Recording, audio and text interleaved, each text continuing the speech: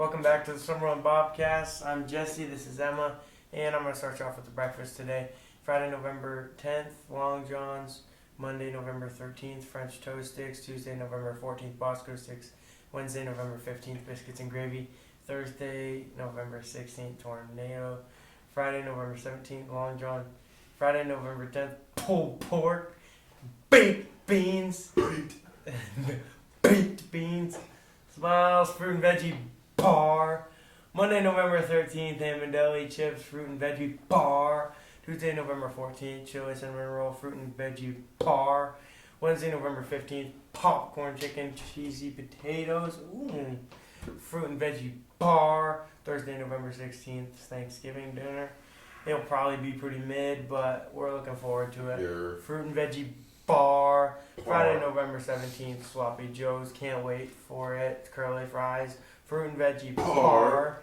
Seniors, as you are getting your senior pictures back, would you please send a photo to abbyfunk@summerlawbobcast.org for the senior picture page. Junior High Book Club will meet on Wednesday, November 15th over lunch. Our daily quote, perfection is attained by slow degrees. It requires ahead of time.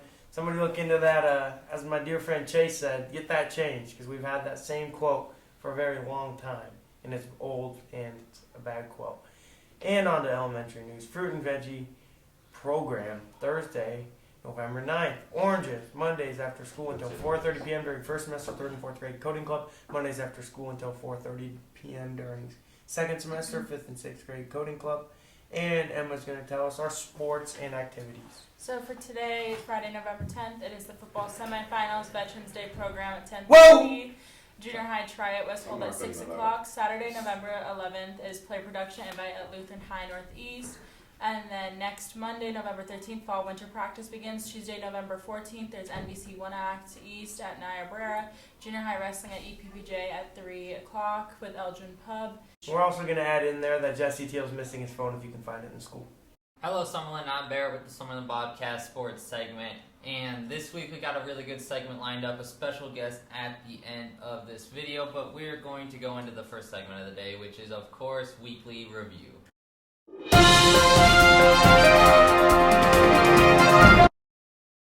So this is Weekly Review, and this is where we come on and go over all the picks that I made last week, which was just me. It was a short week, a bunch of people gone, I was gone, so it was just a quick one, but we'll go through the scores in the NFL and college football. So first off, on Thursday Night Football, the Steelers beat the Titans 20-16.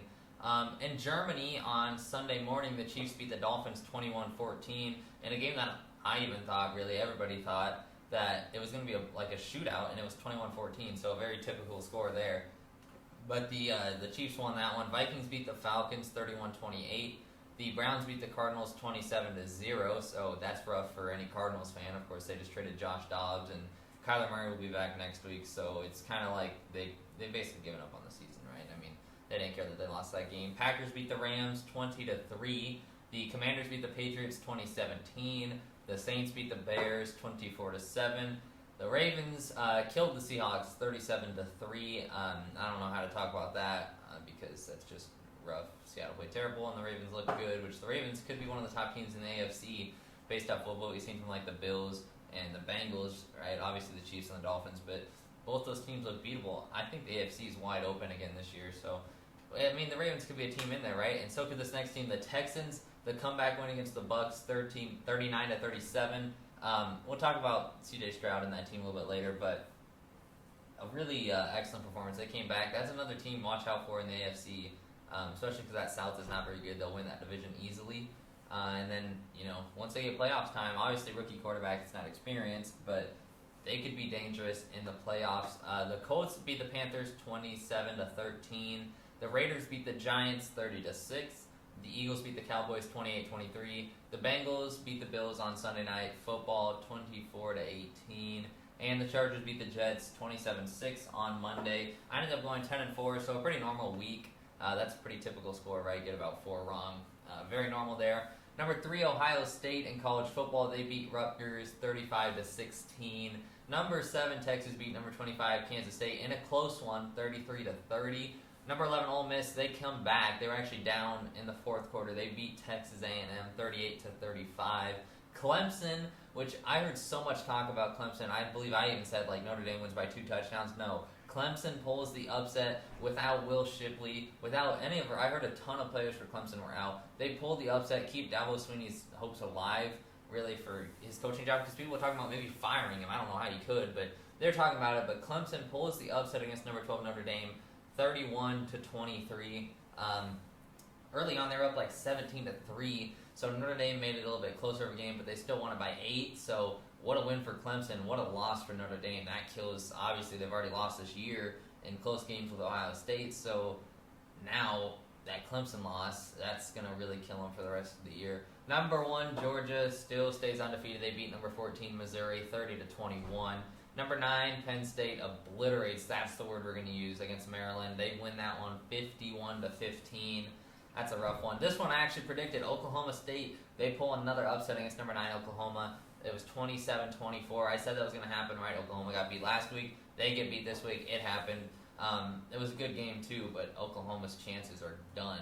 I mean, they were looking good. Like, some people had them picked for the Final Four teams, but not anymore. They lose back-to-back, and their hopes are over. Number 5, Washington beats number 24, USC. This one actually ended up was a good game, and it was a shootout. It was 52-42, but USC takes the loss, and their season's basically over now as well. Caleb Williams might not even play. I've heard rumors of that, so rough for USC. People that thought maybe, they would win it all this year, they won't.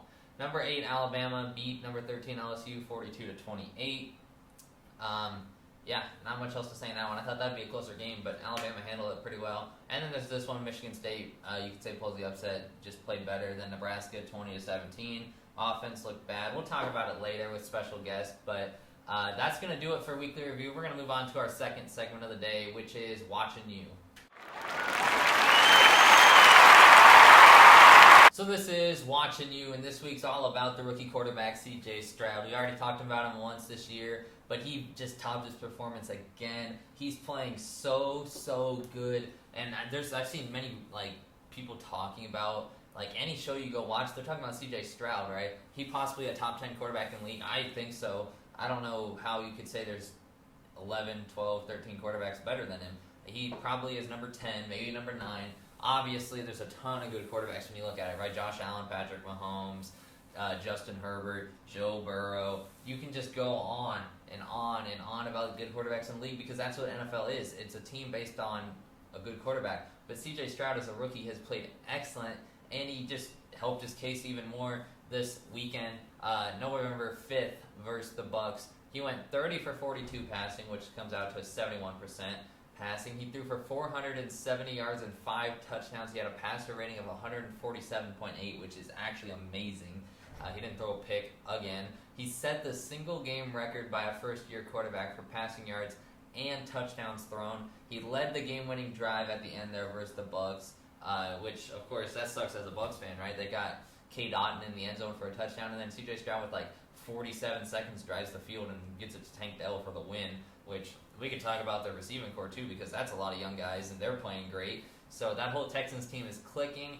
But on the season for C.J. Stroud, he's thrown 14 touchdowns to 1 interception. He's thrown for 2,270 yards, which is honestly one of the best rookie seasons we've seen in a long time. He's playing really good. He's 7th in passing yards in the league, and he's the only full-time starter this year. So, there's guys like the backups, that have come in and played 1 game, 2 games, 3 games, right? But not on the full-time starting quarterbacks. Everybody that's played every single game this year, he is the only one of them to throw only 1 pick this season, which is honestly crazy because you think about some of the best passing quarterbacks in the league, and they're throwing 2, 3, 4 picks. There's some quarterbacks with 5 and 6 picks out there. So him not turning the ball over and just, like I said, he's setting records. We've already had him on this segment once. So it's crazy to think about how good he's been. He should have went number 1, but obviously at the time everybody was like, well, Bryce Young's better, right? We've seen him at Alabama. He's better. But obviously now C.J. Stroud at this point showing that he should have been the number 1 pick. And I'm sure all Panthers fans are very mad because look at what their season's at. They're 1-7 now. So, yeah, as I talked about before, C.J. Stroud's keeping the Texans' hopes alive for the playoffs. They should make the playoffs. And then after that, who knows what's going to happen? They could go crazy in the playoffs. They obviously no Super Bowl, no no, like I said, they're not going to get that far, but, maybe a first-round win. I can see that happening, right? They're not going to get the first-round bye. But, C.J. Stroud is playing really well, and his defense has helped him out enough. They didn't play great last week. That's why he had to have the comeback winning drive. But his receiver core has done really well. Like I said, and having a guy like Dalton Schultz at tight end to really help out with all the young guys around the team is helpful. Their O-line's played good. That team is, if you're a Texans fan, this is the time to be a Texans fan. Don't be a bandwagon and switch, but if you've been sitting through all those terrible years of being a Texans fan, this is what you guys have been waiting for. C.J. Stroud might be your savior. He's proving it right now, right? Like, all those stats I just threw at you, he's playing really well. And that's why he had this segment. So this has been Watching You. We're going to get on to our third and fourth segment of the day with special guest from Crazed. His name is Connor Hayden. We had him on last year, and he is being nice enough to come back again this week, so I thank him for coming on. Let's get to Husker Hour and game time.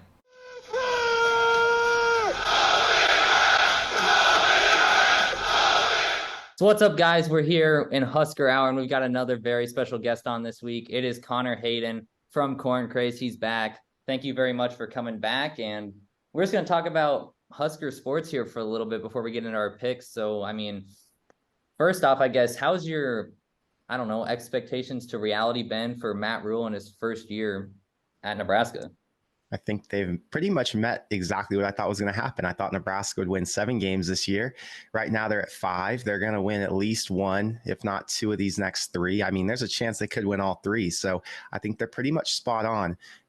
I was surprised that they weren't able to fix the turnover issue. I thought they'd be a lot better in this first year. But it is what it is, and it hasn't held them back because the defense has been so solid. Absolutely. The defense has been one of the top defenses in the Big Ten all year. But as you said, the turnover trouble has been a big issue because even when we saw Jeff Sims go out, we thought maybe Harburg would clean it up, or we didn't really have expectations for Harburg because we didn't know what to expect for him.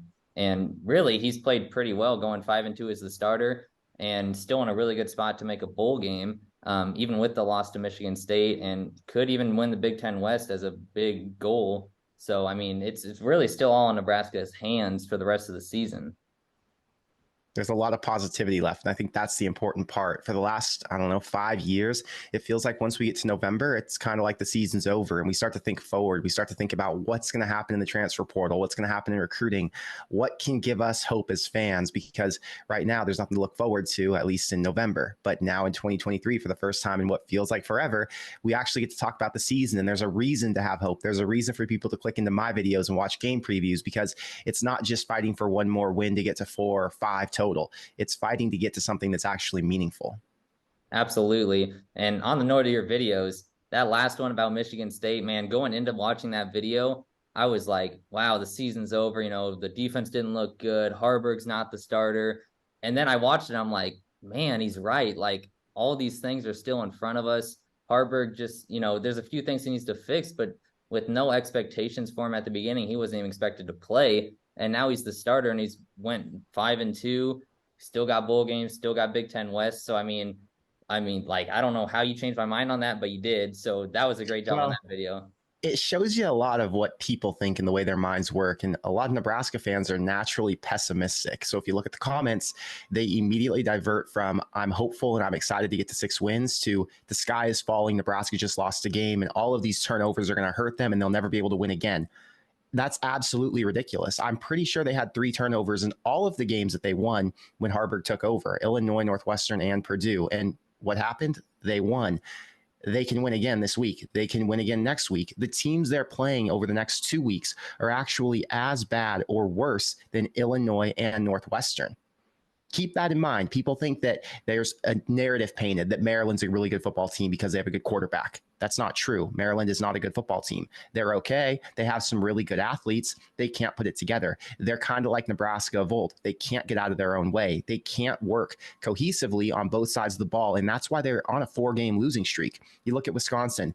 Quarterback got hurt. They have completely tanked. They lost to Indiana last week, a worse team before this season, at least, than Michigan State was. And Indiana's obviously looking okay right now, but they're nothing compared to what Nebraska's going to bring to the table when they go to Madison next week. everything is in front of them, and the pessimistic mentality is shining through. But I don't let it stop me. That's why all my videos have an optimistic spin to them.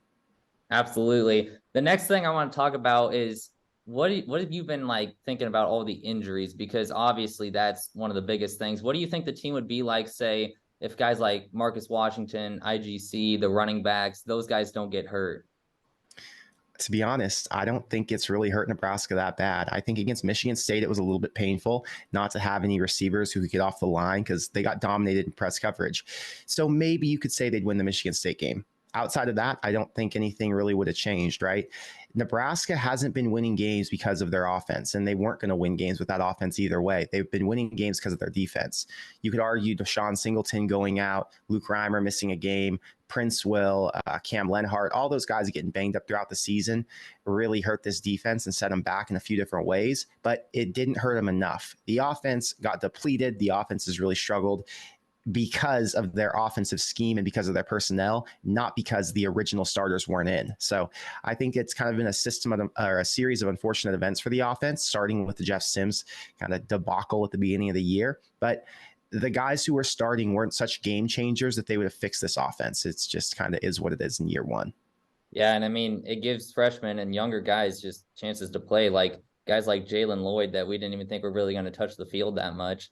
And now he's playing a really good amount. So it's probably going to be a good thing in the future for Nebraska because all these young guys are getting to play. And the defense is obviously carried through the games anyways. So although the offense has struggled, not only because of injuries, but also just because the offense hasn't looked great, but the defense has been able to keep them in it and essentially win most of the games for them. Final thing that I want to talk about right here is who do you think are like your top 2 or 3 players this year for Nebraska? It's a great question. I think Thomas Fidone is one of the most important players. I'm not sure he's been the best, but he has been the most important. With all the receivers going down, you have to have a guy who you can look to who, number one, has the athletic ability and the potential to make a play, but number two, who can actually get it done. Fidone at times has looked spectacular. He comes up with big plays. He runs good routes. He's physical, and he's a guy you can rely on in the passing game. Then there are times when he drops the ball. It's hard for me to say he's one of the best players because at times he's looked kind of average, but overall, I would have to put him in that category. Harburg, obviously, coming in and taking over for Jeff Sims, who's such an experienced quarterback over the last 3 years at Georgia Tech. Harburg won, 4 games so far? So there are 5. Harburg's won 5.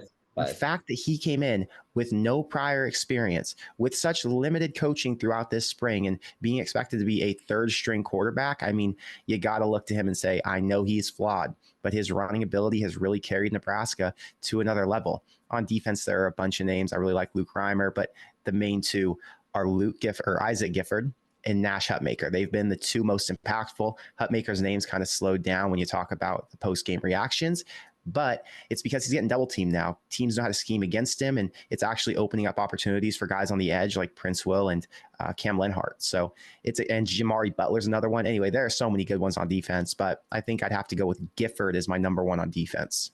Yeah, I agree. Gifford's really shined. And another guy, like you said, Jamari Butler, I believe he leads the team in sacks, which I did not see that coming. I thought even the way like Cam Lenhart started, obviously he had an injury, but I thought maybe it would be Cam or Ty Robinson, but I think it's Jamari Butler. I think he has 4.5 leading the team. So he's really stepped up too. So that's going to do it for our Husker Hour segment. We're going to go to our second segment here with Connor, and that's going to be making picks in game time.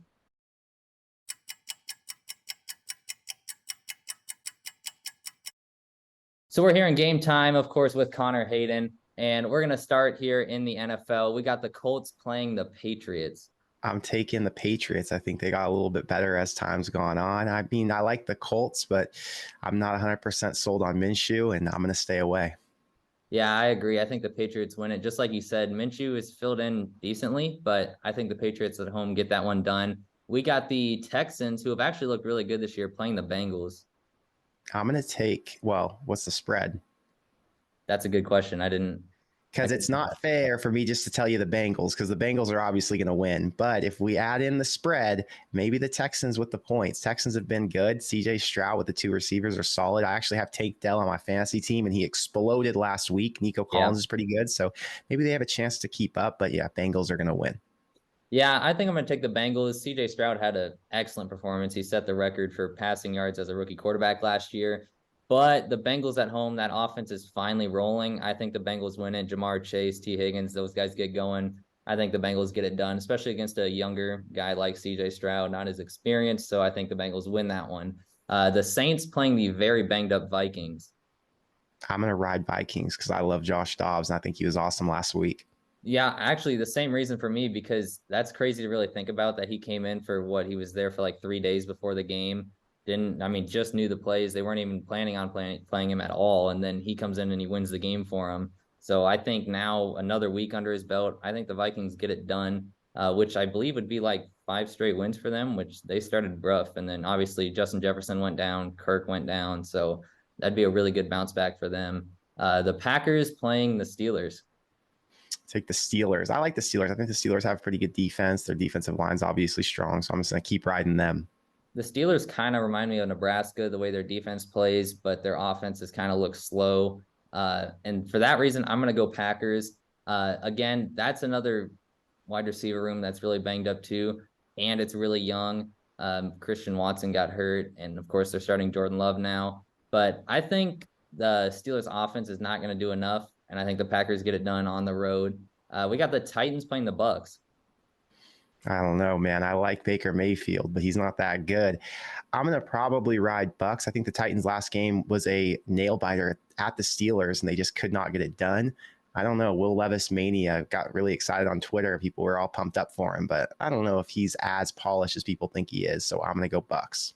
Yeah, he had that really good game. But now it's like kind of back to reality. Can he really get it done on a weekly basis? And for that reason, the Bucks win. Plus their defense. I mean, obviously Levante David, but that whole defense has played good. And I think Baker does enough with his receivers. Right, he's got Mike Evans, he's got Chris Godwin. I think the Bucks win that one, and they're playing at home. Give me the Bucks. Yeah.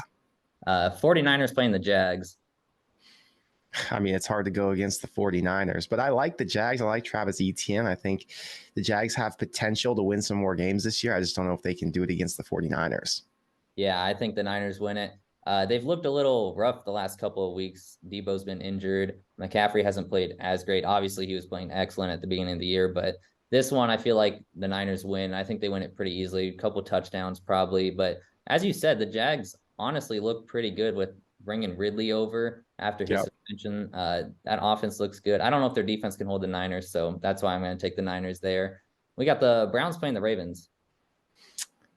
I think it's hard to go against the Ravens. They've looked really good too. OBJ's awesome. I like the Ravens and I like their defense. I like Lamar. Everything points to Ravens for me.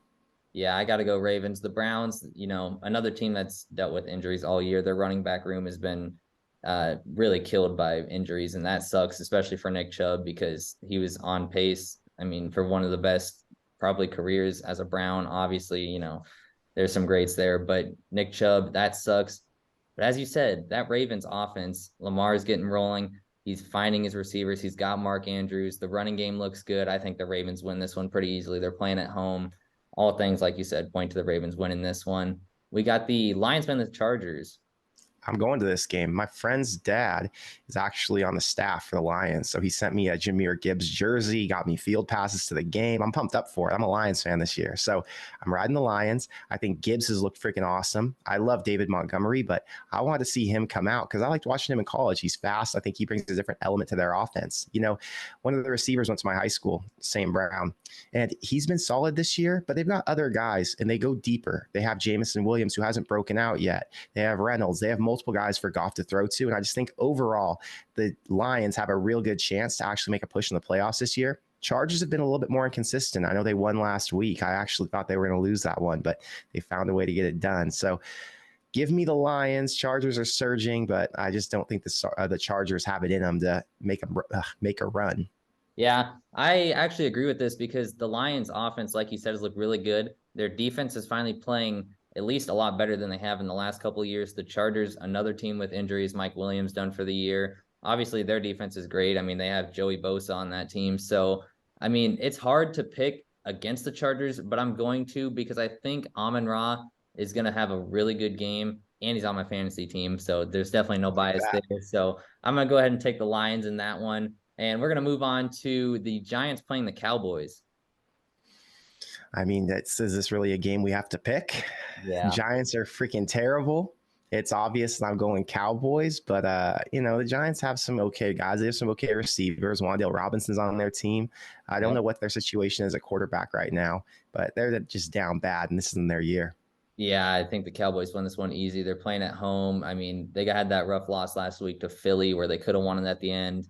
But I think the Cowboys, they're just obviously they talk about every year it's their year, but I think they actually have a good team. They just have to deal with Philly in that division, which sucks for them, obviously, because that team is really good. But yeah, this one, Cowboys, I think, win it pretty easily there. And finally, here we got the Broncos playing the Bills on Monday Night Football. Yeah, I'm going to go with the Bills. I think the Bills played pretty bad last week against the Bengals, and they had a chance to win it there at the end, but they just couldn't get it done. Now going against the Broncos, who's obviously not anywhere near what the Bengals are, I'm taking the Bills. Yeah, Bills should win it. Obviously, Josh Allen, Stephon Diggs. That team's look good. Their defense has stepped up, and the Broncos, that whole experiment there, just hasn't really worked out. They haven't turned it into anything. They got that upset win against the Chiefs, and then really the rest of the season's been nothing for them. So they really have, I mean, nothing to lose, but I think the Bills win it pretty easily. They're playing at home. I just don't see how the Bills lose that game. We're going to move on to our college football picks here. Our first one is number 8, Alabama playing Kentucky. So Kentucky's getting 11 points at home. Bama should win this one. Bama just needs to win, and they're going to the SEC championship game. They're locked in. They've had a total revamp this year, and they started off slow with the loss to Texas. They didn't look that good with Milroe at quarterback. Things clearly changed. I think Kentucky has a chance to cover because they're going to fight hard. Kentucky's still playing for a lot this year. But yeah, I think Bama's going to pull it out. Yeah, I think Bama wins this one easy. Finally, they really made the decision to go with Milroe, and he's looked good. Kentucky's been, decent. They've been up and down, but Bama just looks too good. Like you said, they really control their own destiny for the SEC. So yeah, I'll take Bama there. This one is an interesting game. We got Texas Tech playing number 21 Kansas. So I think the spread's 4 right now. I'm all over Texas Tech. I think Kansas can win. I think Texas Tech's going to keep it close. This one could be an upset, though. I'm looking for Texas Tech to pull it off. Kansas has been on a hot streak. Kansas has played some really good football teams. Eventually, steam runs out. They have a target on their back now. They're 7-2. They have a chance to get to 8 wins. That would be magical for Lance Leipold and this team, who have really built back from nothing. So give me Texas Tech. Not that good of a team to start the year, but they've had some good moments. I like them to pull it off. Yeah, this is definitely one of those games where you feel like it could be upset, but there's just something about that Kansas team that I cannot pick against. They're playing at home. They're rolling a streak, like you said. I got to stick with Kansas here. I think they keep it going. They get to 8 wins. They've had a magical season. They've had a magical couple of seasons with the way things were before. I think they keep it going. I think they beat Texas Tech at home. This one is going to be a really good game. Number 3, Michigan playing number 11, Penn State. I think Penn State's going to win it. I think Penn State's going to throw some things at Michigan that they haven't seen yet. I think Michigan's benefited from not having to play anybody. I'm taking Penn State. I think that they're pissed off after their loss to Ohio State. They came out last week against Maryland, put up 51 points. Drew Aller had, I think, one of his best games of the entire year. Their defense is already dominant. Penn State's going to win this one. Yeah, this one's really hard for me because, Michigan, we know what Michigan is, but we also know what Penn State is, and they've looked really good this year, and they're playing at home, and that crowd gets going. I'm going to go with you on this one. I think Penn State pulls the upset, and that'll obviously, first off, big win for Penn State. Second, huge loss for Michigan because their hopes kind of go straight down because right now at number 3, and, they have a chance to move up. They maybe have a chance to stay at 3 or 4. They lose this game, those hopes go down. Obviously, Big Ten championship is still available, but Penn State, they look really good. I like that team. I think Penn State wins it at home. Next up here, we got number 18 Utah playing number 5 Washington.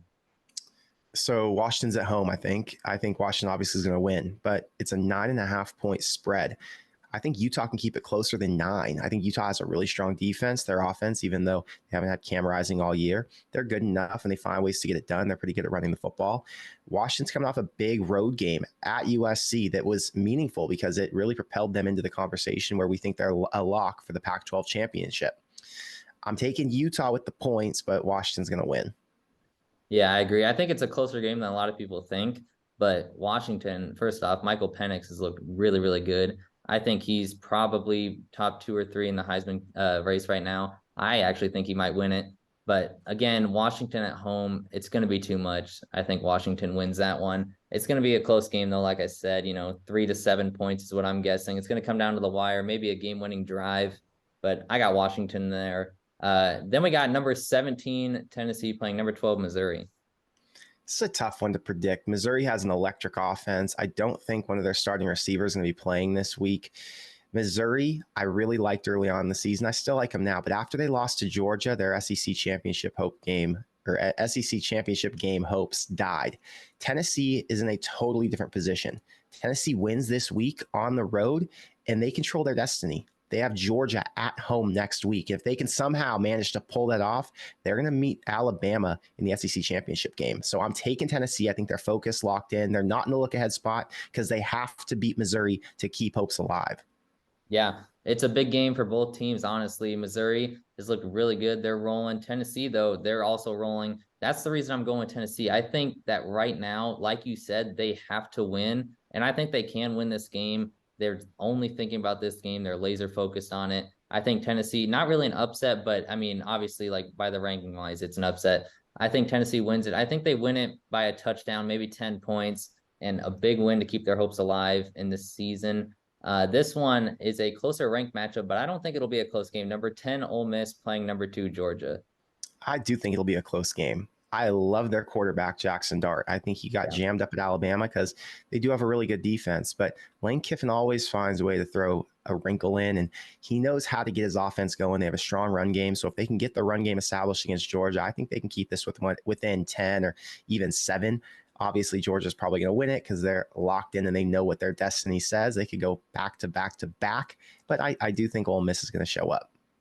Yeah, and I mean, Georgia, first off, they look good. But like you said, Lane Kiffin's really turned that team around as well because Ole Miss has looked really good this year. But there's just something about Georgia.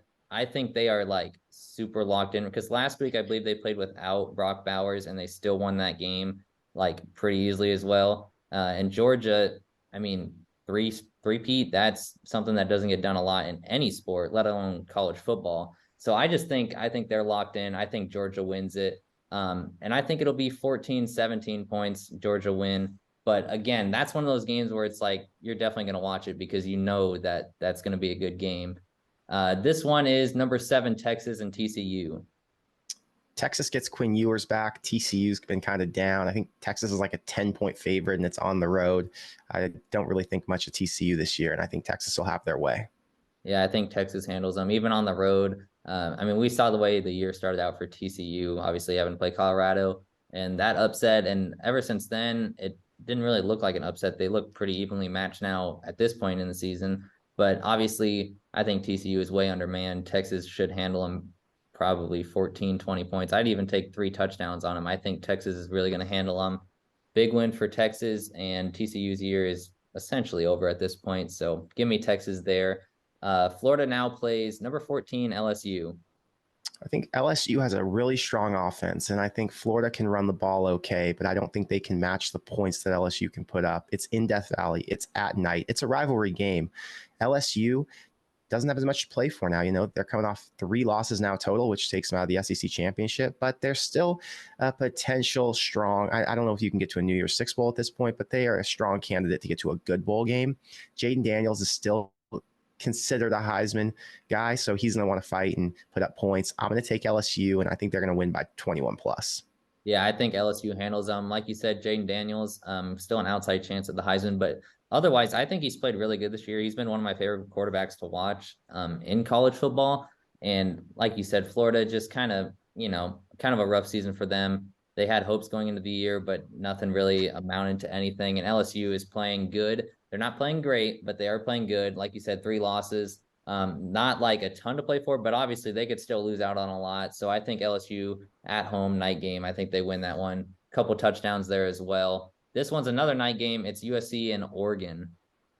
I think Oregon's going to blow them out. I think they're going to win by 17 plus. I think USC's, defeated. I think they're going to have some excitement and they're going to have a spark now that their defensive coordinator is gone. Caleb Williams is still playing like he cares. It's meaningful football, but Oregon understands the task at hand.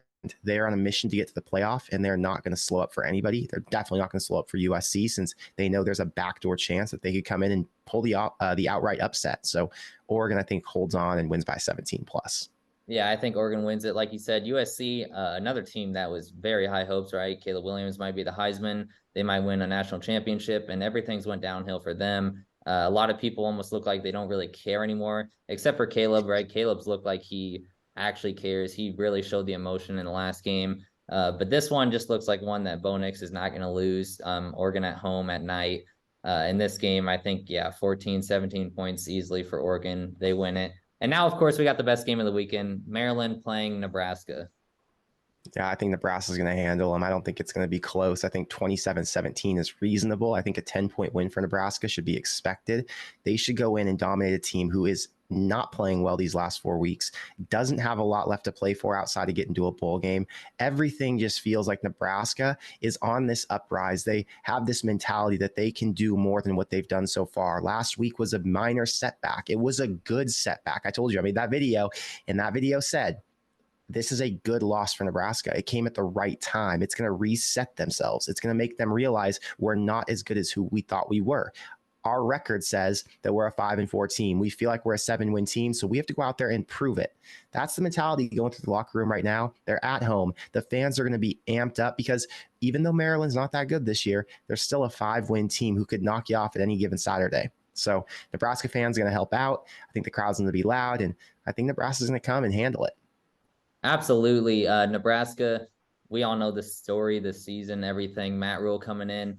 Defense is carried. I think they carry again this week. I think we get control of the fumble game. I think maybe we only lose one. Hopefully we lose none, but I think we can reasonably expect maybe one lost turnover. And hopefully it's, it's like a good fumble, right? It's not a bad exchanged handoff. Maybe it's somebody getting hit hard like Billy Kemp did that time. No picks from Harburg. He actually has a good game through the air, and I think Nebraska wins it by a couple touchdowns. Of course, at home, Memorial Stadium will be rocking, all those fans in there. So give me Nebraska, give me them by 2 touchdowns, and we get bowl eligible this weekend. So Connor, thank you for coming on again to the show. And I don't know what else to say. Thanks for coming on.